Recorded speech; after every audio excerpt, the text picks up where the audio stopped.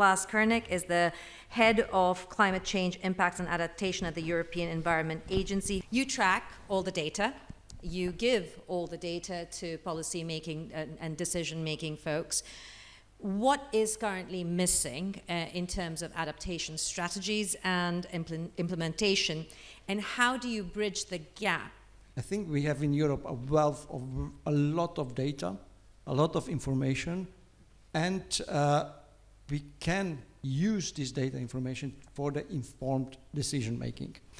What we need more is to basically understand how to translate these risks into the action at the local level, because adaptation is happening at the local level. There are lots of cities which are investing into the green spaces in the cities. And green spaces means it's not only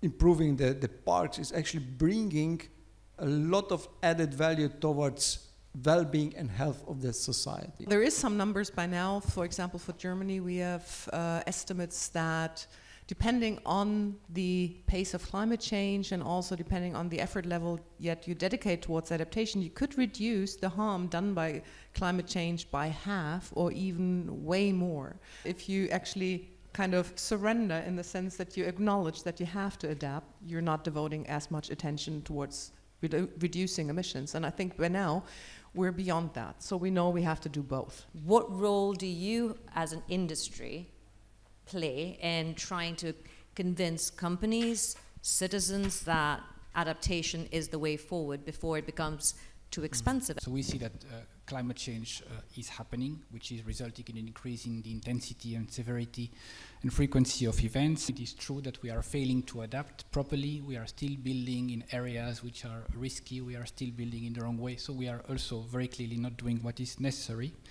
We need to continue the focus on limiting, reducing emissions, but we also need to urgently accelerate adaptation, because there is an element of certain risks becoming difficult to insure at affordable prices. Just go for the cost-effective way. So I think the public storyline is relatively fine. Insulate your house, and people are going to do it, and it's about a lot of money, a lot of investment. But then if you really start counting and do your net present value calculation or your payback time of your insulation, policymakers have to set the prices right. But I mean, bringing people together and convincing them of the cause is actually one means to support, to get the support that you actually need. We know already for years that climate resilience is part of the bigger picture, and more needs to be, it needs to be becoming a part of bigger economic investments. So in 5-10 years, we will have, let's say, proper investment into the climate resilience. So I'm not saying that the narrative needs to be changed, but whenever politician needs to decide on the investment into the resilience, climate resilience is part of it. No? So, and societal preparedness includes the climate resilience.